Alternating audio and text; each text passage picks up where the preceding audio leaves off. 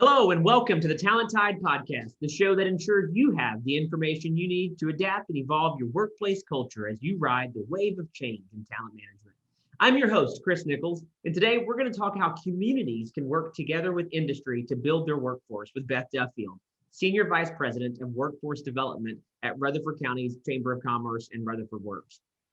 Beth Duffield joined the Rutherford County Chamber of Commerce in 2013 as the Senior Vice President of Workforce Development, where she's responsible for creating and leading the strategic vision for growing a world-class workforce for the diverse economy of Rutherford County. In this role, she has developed uncommon industry and education partnerships, resulting in the establishment of 5 industry-led sector councils to support the STEM-centered workforce initiatives going on across the county in both K through 12 and higher education. The industries represented include construction, IT, healthcare, manufacturing, and supply chain. Additionally, Beth and her team have developed a number of K through 12 programs to support career exploration, work-based learning, and employer engagement.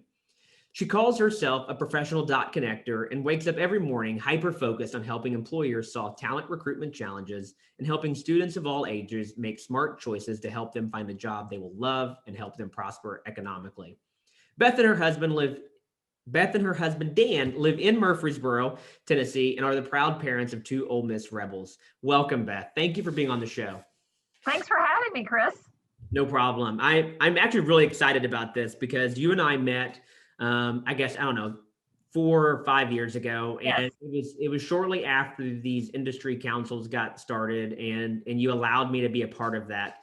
Because I think that you saw what my passion was, and they align very similarly to yours about helping companies do things better and differently, right? And I say that being on the third-party recruitment side, which we often have kind of a negative connotation around what we do. But at the end of the day, I think we connected because you felt like it's not just about getting new business for himself. It's about actually moving the industry forward. And because we're both here in Rutherford County, we've actually been able to be part of one of the fastest growing communities in the entire nation, right? And I don't know what our rating is this year, but I know that U-Haul said that more U-Hauls came to Tennessee in 2020 than anywhere else, and Rutherford County happens to be where the bulk of that occurs. We're just outside Nashville, which I think many people throughout the country see and have heard that it is a rapidly growing market. So can you talk about what you've been in this role for almost a decade now, and Nashville has changed rapidly in that time period. Rutherford County has changed rapidly. I can't imagine our population probably was, a third to 25% less, somewhere in that range a decade ago. So what has it been like to be in your role since 2013 here? Well, first of all, I love living and working in Rutherford County. We've got the proximity to Nashville and Davidson County. So obviously location. And that's really, my position was created because of the growth in this area. So economic development has been a part of the Rutherford County Chamber for several decades. And workforce development was added in 2013 because our investors who fund our work, we have a public-private partnership that helps support our economic development efforts. Even coming out of the Great Recession, they were saying, y'all are doing a great job of bringing companies and growing jobs here in Rutherford County.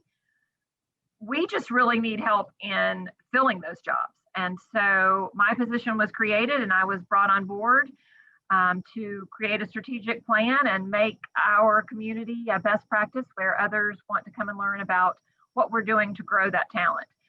And it's been a really great ride. We have most years added 2,400 to 3,000 jobs each year. And even last year, in the crazy year that was 2020, we added 1,600 new jobs. We had 3 companies announce expansions in addition to a number of companies relocate here. So we are typically the fastest growing county on all of the metric charts that you see. And actually our school district, which is near and dear to my heart, is the 4th largest school district in the state, which is, and we're not one of the largest cities in the state. So we are rapidly growing. There was an article in the newspaper today that Rutherford County is expecting probably 2,000 more students next year just because of all the growth of people moving to this area. Yeah, it's really fascinating to see because if you don't visit Murfreesboro for say, I don't know, even 3 months, when my family comes, they come back and they're like, wait, that wasn't there before, Right. right? And so it's unique and interesting, but it also presents its own challenges as well. And but it is unique in our country to have a situation where we do have a market that's growing so fast. But what do you think makes how does this all work here? Like, how did we get to the point that we could have somebody or a group work cross functionally, I guess you could say? Like, how do you think all that was triggered and why? Well, so I think for me, I see it almost as a perfect storm. So when I started in this role, there's so many different ways that you can slice and dice workforce development. It can be talent recruitment. The National Chamber does a great job of that. They've had a tech talent recruitment focus for a number of years, looking at pulling in talent from across the country. You can focus on training with our higher education partners. Really, what I started focusing on was the long-term discussion. So how do we help our future workers understand what opportunities are available to them with a heavy focus on career exploration? And at the same time, we had employers that were coming to the chamber, so members and as well as other community partners saying, we can't find people in X. Can you help us develop a plan to attract more people to careers in healthcare, to careers in construction?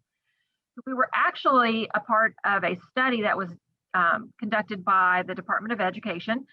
Tennessee was one of the first communities or first states in the country to join the Pathways to Prosperity out of the Jobs for the Future nonprofit based in Boston.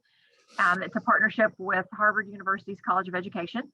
And they came in and did a study just of Rutherford County. So typically, because we're part of the metro area, our workforce and labor statistics are included in the Nashville Chamber's workforce study about every 5 years. But that's a 12 county area that's incredibly diverse. So we were able to have a study done just of Rutherford County, and it helped us identify what our 5 growth sectors were for the next 5 years. So this was 2015, so looking out to 2020. And those included construction, healthcare, IT, manufacturing, and supply chain. And curiously, when you slice the data, construction was on kind of the no or no go line in terms of should we include them as an opportunity for students to consider careers. But almost simultaneously, we had Turner Construction, Roscoe Brown, who's a large heating and air component company here in Rutherford County, S&W Contracting, which is a large commercial electrical company, come to us and say, we need help finding talent. So when I realized we had employers that were willing to step up to the table and be a part of the solution, and we had the data to support that, then I said, absolutely, let's include construction in that conversation. So it was a combination of data that gave us the information we needed to move forward with, and at the same time, having employers that said, we want to help move that needle forward. Absolutely. And each of those industries really offer, especially 4 of the 5. I don't know if IT maybe fits quite as perfectly, but the other 4 all have an interesting group of, I say non-skilled, but non 4-year, they don't have to go to a 4-year degree, right, in order to work in those industries. And especially like when you think about construction and manufacturing, those are industries, construction here, because we have such massive growth happening, right? Like the importance that they have top talent or talent that even knows how to hold a hammer, right? I mean, we're in the suburbs here, right? I grew up in the country. I know what physical work looked like growing up because my family did. But if you live here, there's a good chance that kids growing up here don't really understand or know what a tape measure, how to look at a tape measure, right? Absolutely. And those are the types of skills that you may take for granted as an employer, right? Because you realize, oh my gosh, like what are we teaching these kids, right? Like the old guy, barking at people to get off his lawn type conversation. And what we have to understand is that there's only really 2 places that people are getting information as they grow up. It's at home and at school, right? And I'll be honest, I rely on my dad if I have a question about doing something around the house. So, I would love if my girls could learn some skills at school that maybe or help them be more diverse when it comes to Absolutely. their skill enablement. But what what are you doing with our school system here as part of the partnership? Can you tell our listeners maybe more about what that looks like and how industry plays such a significant role in that? Absolutely. So we have started and completed, let me start over. So over the last 8 years, we have implemented a number of programs that really focus on career experience in the elementary grades, career exploration in middle school, and career experience in high school. So we've got to get out of this idea that all of a sudden magically in 11th or 12th grade, students figure out, ta-da, I know what I want to do when I graduate from high school. It just doesn't happen. But well, maybe there's a few that are very driven and they have a very focused direction for their lives. But for the most part, we don't, as a society, give kids the tools to help them really understand what all the opportunities are out there. So we've tried to identify needs that our schools have in these areas and develop programs to support that, not try to replicate what's already being done by another nonprofit or things that are going on in the schools. And two things that I'm incredibly proud of that we have stood up. One was a high school internship program. So you talked about kids not knowing how to use a hammer. Most kids today do not work while they're in high school. The labor participation rate among 16 to 21-year-olds is very, very low in our country. Since that number of students who have worked while they're in school has declined significantly since the Great Depression. The Great Recession of 2008 really put a stop to it because as we were coming out of that as a country, we saw a lot of adults taking jobs that teenagers would traditionally have held just because they needed a job.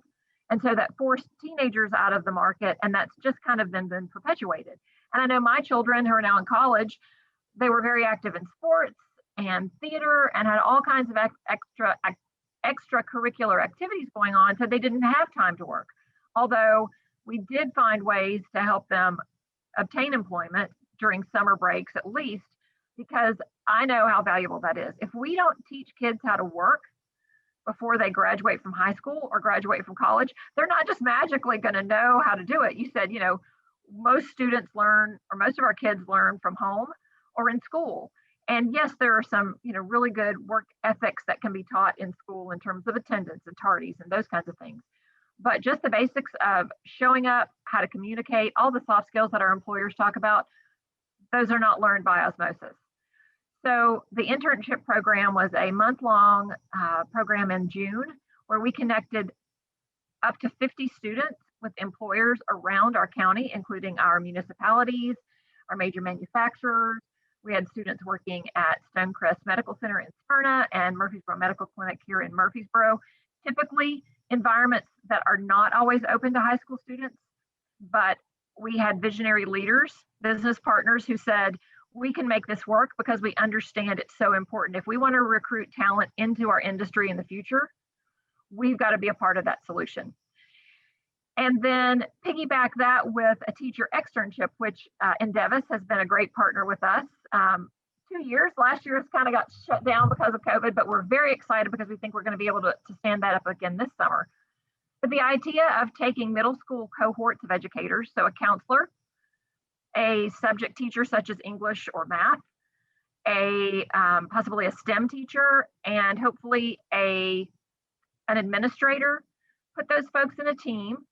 They apply for one of the externship spots that our employers provide. And so the last one we ran in summer of 2019, we had Turner Construction, Stonecrest Medical Center, Ingram Content, Nissan Manufacturing, and Calsonic Morelli, another manufacturer, all participate.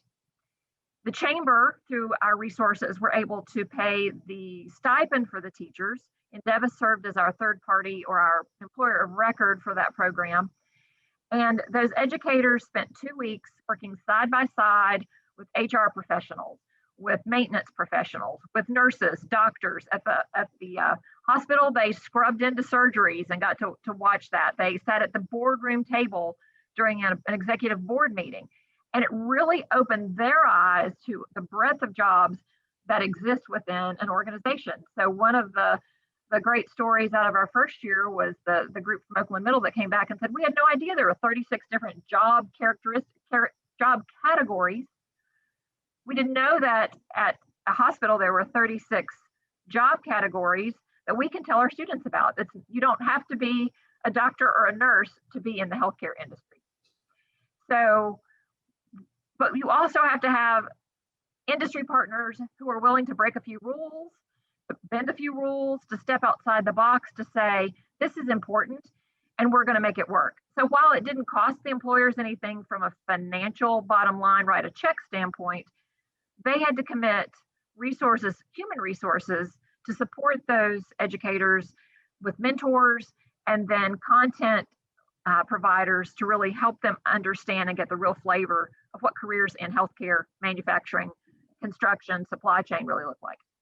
And I think that is the coolest thing that I have seen, at least being a part of the organization here locally, is that to hear those teachers after they go, because one of the cool things about it for our listeners is the teachers go and they come back and they do a presentation, right? And they talk about what they've learned. And there's a group of, 20 to 35 of them, because I think there's 5 or 6 that go to each of the 5 companies, right? And so each kind of subset presents on what they learned about being in industry.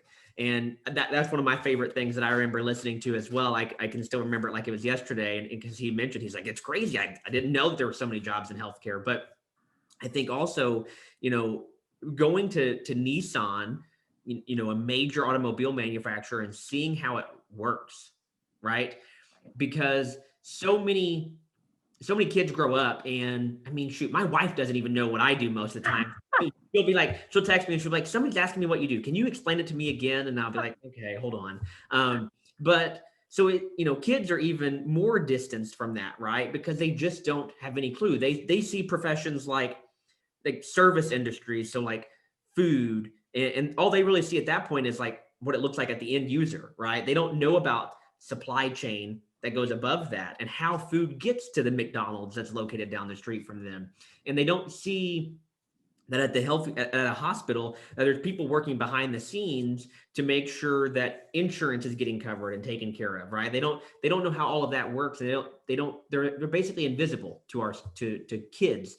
And so they go to college and they're given major opportunities. So it's like, well, I'm going to go major in business management. Okay, what are you going to do with that?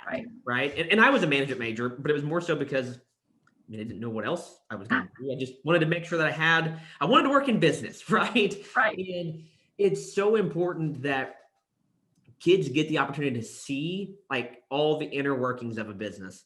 And I do want to focus on companies a little bit and how that relationship works, because I believe they're probably the driver in all of this. Like they need to be in the driver's seat. They have to be in the driver's seat. Right. And we're lucky here because we have a lot of really good organization. Everybody's working together and pulling their weight and doing these things in a group. But the U.S. is a very diverse country. There's a lot of rural areas out there. There's a lot, even close to us, 30 minutes away, it gets rural very fast.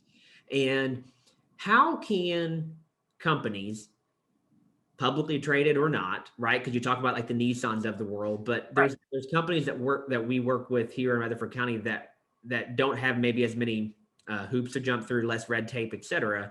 So if Nissan can do it, you can do it, right? Depending on your size. Absolutely.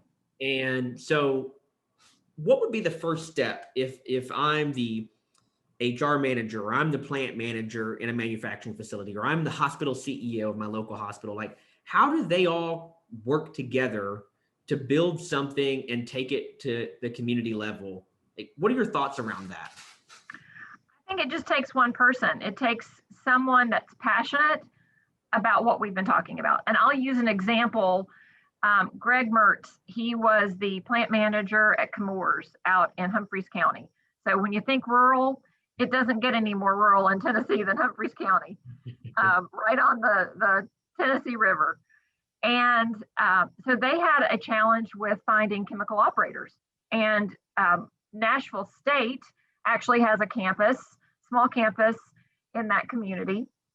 But they were running into this issue where Chemours really needed, and there are other chemical operators in the area as well, they needed students coming out not just with the degree, but also the experience.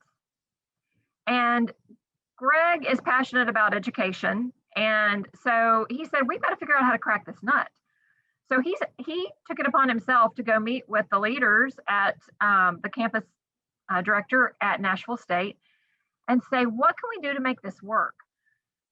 I think the biggest challenge of working with bringing education and industry together is they just speak different languages. They're both outcomes driven. Colleges, community colleges, technical colleges in Tennessee, they're funded based on completion rates. So they're producing a product. So how do they help produce that product better, faster, better equipped to serve the needs of our community? And employers putting their product to market, they need employees that are going to help make that happen. So they've got mutual goals, but helping get through the translation of languages has often been the challenge. And so sometimes both sides just get frustrated and give up. So finding an industry champion, finding someone in your community who's really passionate about this. Greg and the campus director sat down, and the campus director said, okay, we're going to give a little, we're going to figure out how to alter the schedule so that students can actually go to work while they're still in community college. And Greg said, okay, I'll bring employers to the table and we'll hire those students to work part-time for us while they're going to school. So they created basically an apprenticeship program that wasn't documented at the time. I think it has been documented now, where they would go to class 3 days a week and they would come to Chemours or the manufacturer 2 days a week. So by the time they completed their associate's degree, which did take a little bit longer because they were not in class every day, but it was a dedicated program. They were then able to go right to work for these employers because they had the required 2 years and they had their associate's degree. So I think it's just having the patience and the willingness to sit down and find a mutually beneficial solution. But you do need, and again, that was in Humphreys County, a very small community where finding the right people to put the puzzle together is really what it takes. Yes. I love the point that you made about the industry and education speaking different languages. And you get to kind of act as a liaison here in Rutherford County to work between those challenges. And in rural areas or, in a community maybe that doesn't have your role even, because there's lots of medium-sized to larger communities that probably don't offer what we offer here in Rutherford County. Right. And an industry has to be, both sides have to be patient. You understand that education, like you said, their outcomes are based upon graduation rates. And that's part of that's a larger challenge in the US, right? About thinking about how do we incentivize certain behaviors, right? Like, because that's a problem that companies even struggle with, right? Like, what behaviors do we incentivize to get the results that we want? Right. Education struggles with that because the government's involved. So a lot of layers there. But at the end of the day, especially community colleges and really even like regional 4-year schools, their purpose is to serve that region. Absolutely. 100%. Like, if I went to a regional school, Eastern Illinois University, rural, and they're considered a school for teachers, right? That's the biggest school there. That's the majority of what they're trying to push out because we need those teachers in rural areas because there's not enough of them. And so, but looking at industry and saying, hey, we have a limited set of company types around here and working together to say, what is it that you're struggling with? What are the problems that you see and have? And how can we help? And that goes both ways, right? The industry needs to be asking those questions and education should be asking those questions because at the end of the day, the purpose of both industry and education in these communities should be to help build a more prosperous economy. Absolutely. And so I guess, what do you think are kind of the key ingredients for all of these people to work together? Like, where do they start? What do they need to do first? And how should they go about starting that conversation? And who are the conversation starters? Like, Right. think job titles, etc. So, and I think this applies in either rural or suburban metro area. Of course, in suburban metro areas, you're going to have larger organizations like chambers of commerce or economic development agencies, or nonprofits. Even United Way is a big convener of these kinds of conversations around the country. Um, so, but if you're in a smaller community, I would recommend, and you're an industry partner and you want to move the needle on this. So typically what happens, or the conversations I've had with employers who have gotten frustrated with trying to move the needle with education, they pick up the phone and they want to talk to the counselor or they want to talk to the principal. And while those folks are well-meaning and probably want to help, they have 100 things on their plate. So I think the best place to start in any local school district would be with the career and technical education director. Every community is going to have a position in a similar role, maybe a STEM coordinator. If I think career and technical education classes exist in every county in Tennessee. I know they do. And around the country, you're going to have some component of that in your schools. Find out who that is. Go to the website for the school district, look up STEM coordinator or career and technical education director, and ask them to lunch, ask them to have a conversation about what you're passionate about as an industry partner. Or go to your mayor, go to your county commission, go to your city council and say, hey, this is a huge need in our community. I want to be a part of that solution. Can you help me facilitate that conversation? Who are the right people to bring to the table to do that? And again, even in small counties, I've got a friend, Greg Lowe, in Lewisburg, Tennessee. So he runs economic development for Lewisburg, not a big community. He is the convener of those kinds of conversations. He brings the local manufacturers together once a month and has these kinds of conversations. What do you need? Helping employers define what their needs are is one of the biggest challenges. So education gets frustrated because employers, industry can't always quantify what they're asking for. Employers get frustrated because education seems to move slowly. So bridging that gap is going to be really, really important. Something new that we're about to start here in Rutherford County is a program that was developed by the U.S. Chamber of Commerce called Talent Pipeline Management. And it's just basically using supply chain principles around the idea of talent. So identifying what the top demand jobs are going to be in a given industry. So for healthcare, that might be LPNs and RNs and respiratory therapists after the year that we've been in. And then looking at, for each employer, to identify what is the demand going to be for those positions, both new positions and replacement positions as folks retire out. Identifying the total number of positions for the next 2 to 3 years.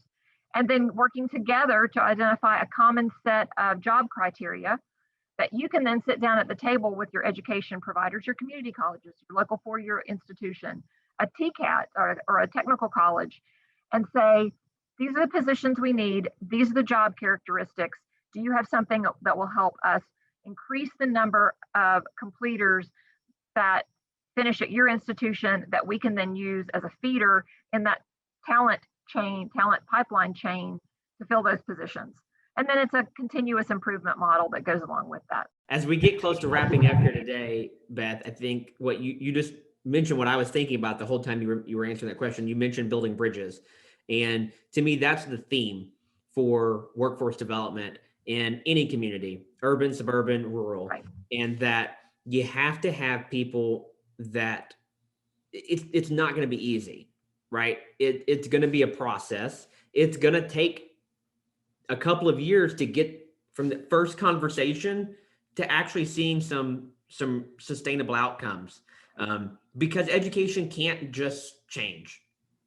That they can't move that quickly, and it's not their fault necessarily. It's how things are built and managed. And so I think industry has to know that going into it. Industry also needs to be cognizant of the fact that they need to know what they need, right? What exactly am I asking for? Right. rather than just saying, I need help, right? You can't be that, you can't be naive enough to think that somebody else knows what your problems are better than you do, because they don't. And education has to be also saying, how can we help our communities grow and prosper, better and more effectively, and understand what the real needs are. Because while there are some degrees that are out there that may not be totally valuable to a rural community, right?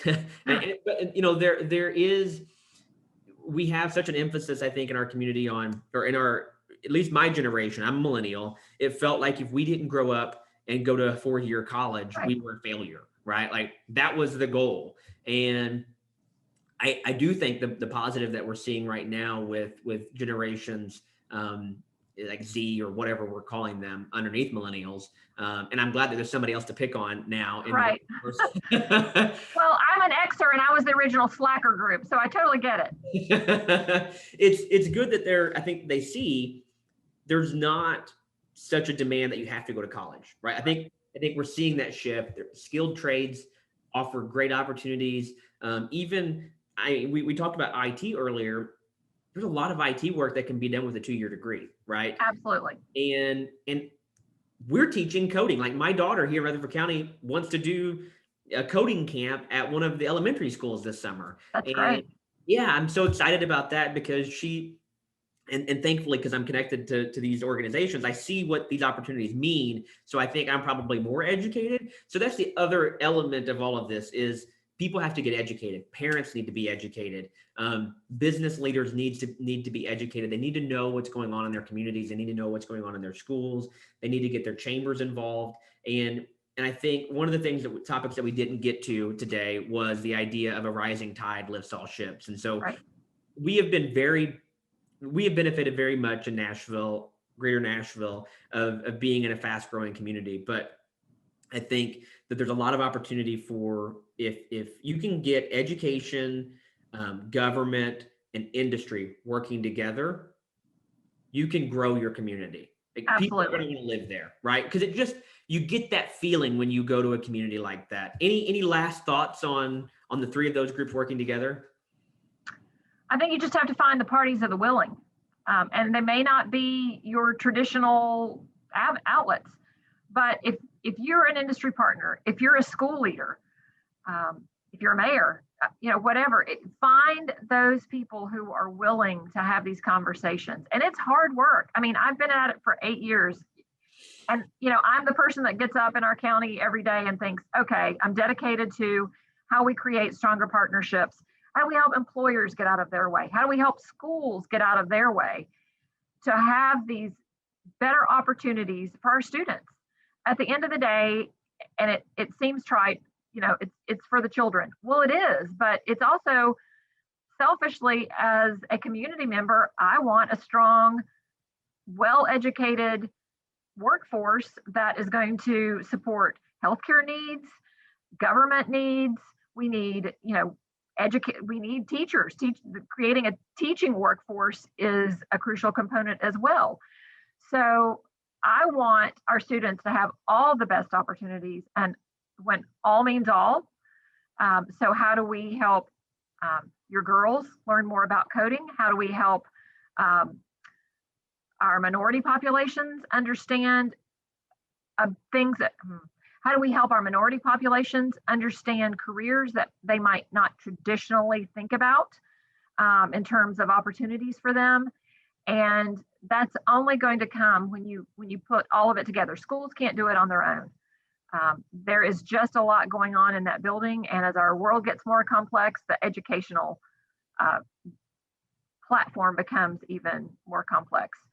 So it's going to take truly a village to help our students, to help our educators really understand all the possibilities that are out there to not only improve the schools, opportunities for students, but to create that workforce that's really going to help our communities, our state, our nation continue to move forward. Yes. Stop blaming others for the problems around you, right?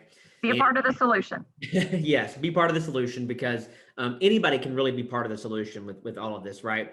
When you look at education, getting involved as a parent, getting involved as a grandparent. You just need drivers. You need champions. You need to ask, what can we do? Right? Ask how I can help. It doesn't matter what your role is. Surely there's something that can be done to help this move forward. And Beth, this is a conversation I'm really passionate about, probably more passionate than I should be about in my role, but it is something that I just feel very connected to, and I want to see communities grow and prosper. And I mentioned this on LinkedIn yesterday. I think somebody asked me a question, and I said, I want to see all people reach their fulfillment in life. I want to see them all be happy, and I want people to be prosperous, and I want them to enjoy life. And while money is not the driver of happiness, it does allow people opportunity, right? And the opportunity to kind of do and as they please. And I think that's what we need to see more of in our local communities. And I'm sure everybody would like to have a few more bucks in their pocket. So thank you for being on, Beth. How can our listeners connect with you if they want to learn more about what we've done here in Rutherford County, what you've done in Rutherford County, whether they're industry, education, or government? How can they find you? Right. So rutherfordchamber.org or rutherfordworks.com are the two websites. And I'm really fortunate because we are a public-private partnership funded organization. I can work with anybody. We have folks come to our council meetings that aren't from Rutherford County, just to learn how they can get involved and take that back to their own community. And I say I'll work with anybody that wants to work with us to improve our community, to improve outcomes for our students.